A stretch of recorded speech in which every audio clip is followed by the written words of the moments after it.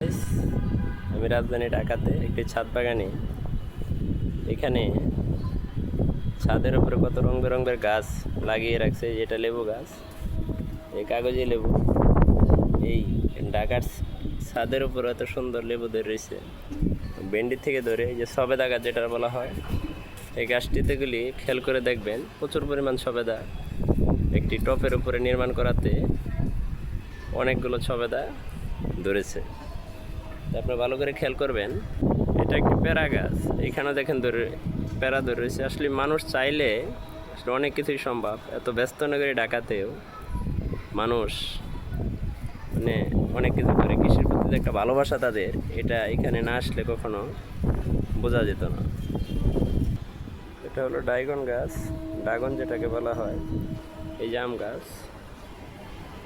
সবচেয়ে মজার বিষয় হলো যে কৃষির প্রতি যে ভালোবাসা আছে, এই যে একটা ব্যস্ত নগরী ঢাকাতেও মানুষ এই কৃষির সাথে যুক্ত। ডাটা খেয়াল করে দেখ, এটাগুলি ঢাকার